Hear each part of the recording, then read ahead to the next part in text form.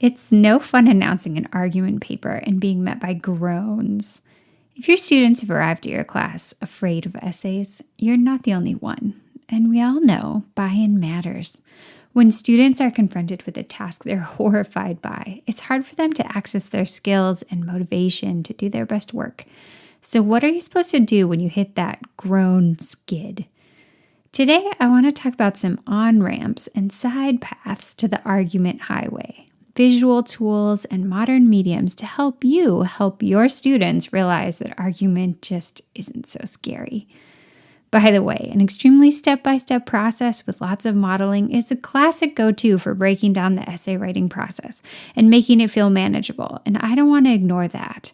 Brainstorming, outlining, drafting, peer editing, self-editing, final drafting, that's all wonderful.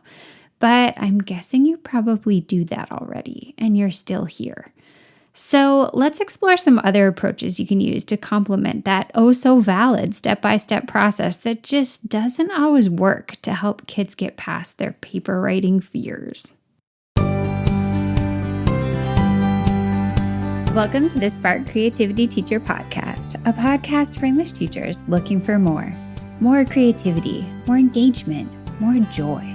And no more scripted curriculum, lesson planning ruts, or boring book lists. I'm Betsy Potash, and I'm honored you're trusting me to help. You're not alone on this creative journey anymore. One way to help students get more comfortable with argument writing is to take it into their daily lives. Try letting them formulate an argument around something that really matters to them right now.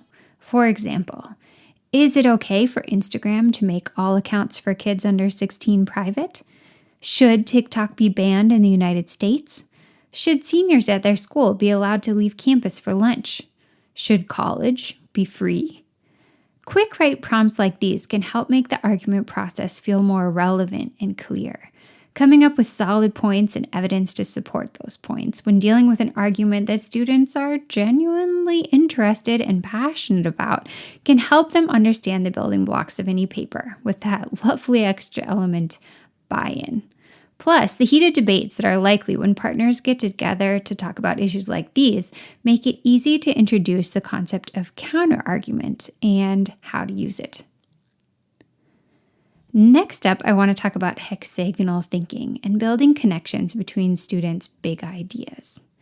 If your kiddos are struggling to figure out how to connect their many ideas into paragraphs, how to transition between them, how to build in counter-arguments or little anecdotes, hexagonal thinking can be a nice way to help them visualize the way their ideas can flow together. If you don't know what hexagonal thinking is, this is probably going to sound a little confusing. So I would recommend you go back and look for another episode introducing hexagonal thinking. But if you do, you know what I'm talking about.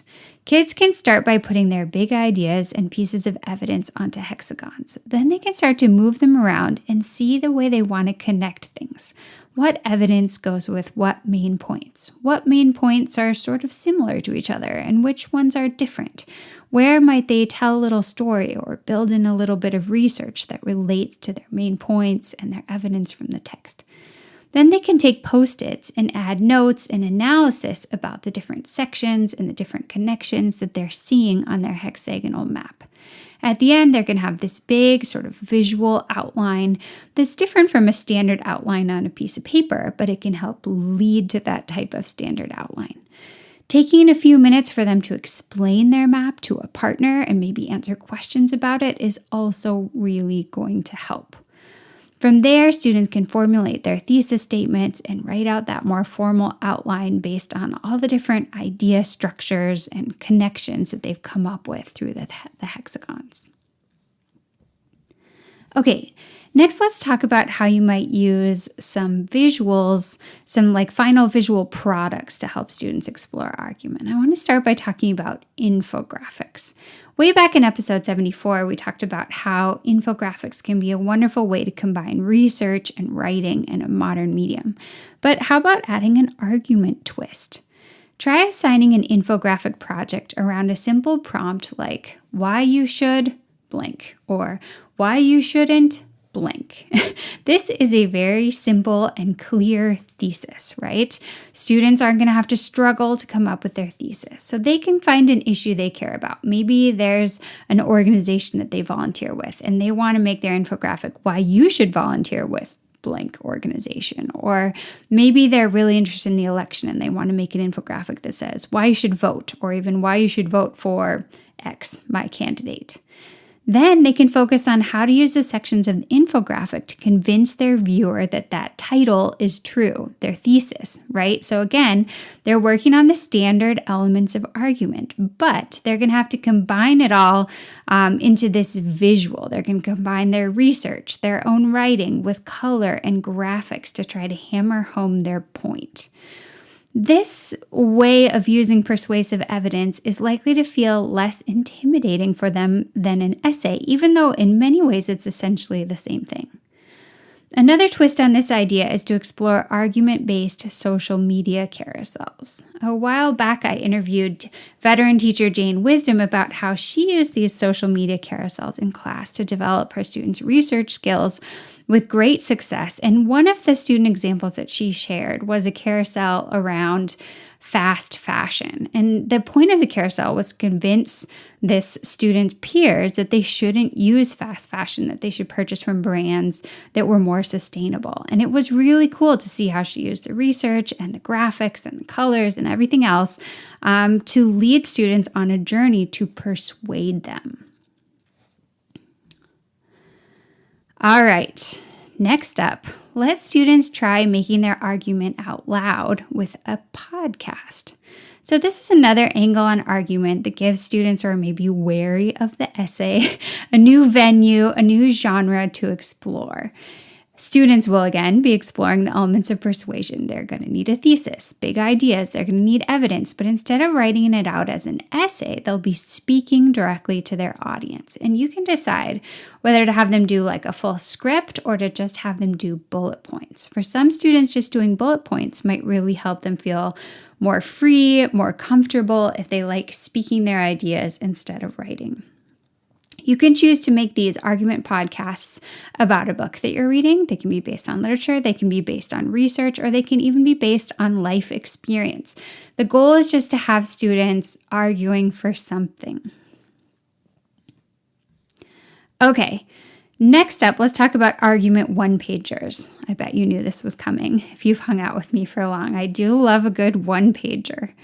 An argument one-pager is once again an easy way to break argument writing down into really manageable pieces. Now, as always, I would suggest that you design a template. It takes all the guesswork out of the one-pager process. It helps students feel more comfortable with it. And so you're going to want to create shapes on the page where students are going to put the different parts of their one-pager. And then you're going to invite them to add the building blocks of argument onto the page. So the argument one-pager I designed has required elements like this. I asked them to put their thesis statement in this shaped oval that I have at the top left with some main points and ideas around it that help to prove it in words and in visuals. I have them find 3 quotations, and I have specific boxes on the one-pager where they can put those quotations. I have a little section for counter-argument. I say right here on the page, I want to see how somebody else might argue that your thesis is not true. And then in a little box next to that, I want to see your response to that counter-argument. If somebody said that to you, what would you say back? And then, kind of big in the one-pager, I ask them to represent their ideas somehow in an image, the big idea of their argument. How can they represent it in a symbol or an icon or a meme or whatever, just some kind of a visual that brings it all together.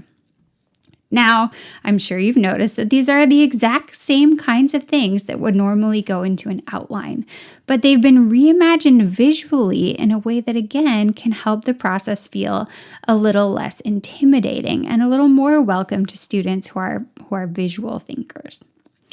You can use an argument one-pager's argument practice and leave it at that, move on to something else, or you can make it a foundational step in the paper building process, hopefully helping your students feel more comfortable when it comes to actually writing down the ideas that they've already shared with their one-pagers. Okay, my friend, we've come to the last idea, and I'm going to just kind of call this a bonus. I actually think this idea is so fun. I know that maybe not that many folks are going to have time to do it in class, but I think it could be fascinating. I've been reading a lot of the author Mo Willems lately with my daughter, and honestly, I do think he's a genius. He writes for very young children, but also kind of for everyone because I love him. And when I'm not laughing hysterically at the characters, Gerald and Piggy's facial expressions, or the pigeon's complete conviction that he's right when he's wrong, I often notice something that plays perfectly into exactly what we're talking about today. Many of these children's books in Mo Willems' series have a subtle thesis statement, a little message of hope being conveyed to kids through the hilarious ins and outs of these stories. It's not one of those overly didactic morals like in old fairy tales. It's just like a little gentle push in a certain direction that would help lots of young kids. So let's look at a couple of examples of these sorts of arguments that are being made in the stories. In The Pigeon Has to Go to School, the pigeon talks through every fear he has about school. So he basically gives all these reasons school's not going to work for me, and they're all counter arguments, right? So up front, you see like 10 different extremely passionate counter arguments from this little cartoon pigeon who is hilarious.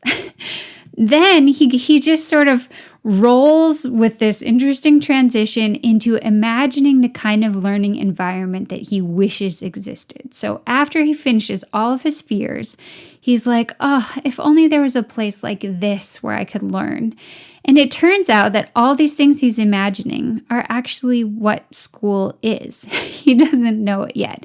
So they're actually all of the real arguments for why school is a good place. And he, at the end, sees a school bus, and he has like always wanted to go on a bus. And so that's kind of the kicker at the end. Not only has he realized that his fears were baseless, that school is all the things that he was dreaming a learning environment could be, but it turns out he gets to take a bus there. It's like this wonderful aha moment of the conclusion. And so it's just this fantastic mentor text for argument that can sort of show students, hey, this is an argument, right? This is an argument to young kids that school is not so bad, that school is in fact good, that there are great things about going to school, and that they don't have to be scared of it. There's another one called Waiting is Not Easy. And the main character in this one, Gerald, who's an elephant with a lot of anxiety, is like so stressed trying to wait for a surprise from his friend Piggy. He can hardly stand waiting. And so all throughout the book, it's just like counter argument after counter argument. Waiting isn't worth it. Waiting isn't worth it for this reason. Waiting is horrible for this reason. And then at the end, there's this huge, powerful argument of why waiting is worth it when he learns what the surprise is. So as in The Pigeon Has to Go to School, it's like a very non-traditional argument form. It's not like main idea, counter argument, conclusion. It's like counter argument, incredibly powerful argument, conclusion. But it's fascinating as a mentor text. And again, just looking at a few of these with kids and then inviting them to write a persuasive children's book to explore some of these same elements of main ideas, arguments, and counter arguments could be so much fun, so exciting. So I'm going to leave that one there. I could probably talk about it all day because it's like my big sort of concept of the week. But I want to move on and wrap up here and say that really once you start to look for it, it's easy to see that argument is everywhere. I'm sure you've noticed this too. There are just so many ways for us to get students involved in making a case for something besides writing essays. Does that mean you should never do an essay? Does that mean that essays aren't important? No way. That is not what I'm saying. Essays are still relevant. They're still valid. But different types of creative practice involving many mediums and different takes on those core building blocks of argument, in my opinion, is only going to help the genre feel more approachable and more relevant to our students. And after all, what is more important than being able to state an opinion and convince someone of it? It's really one of the fundamental building blocks of our lives. It just isn't always easy for students to see that when they're in the thick of a literary essay. Thanks so much for joining me today to talk about the many different on-ramps to argument. Until next time, take care of yourself and stay creative.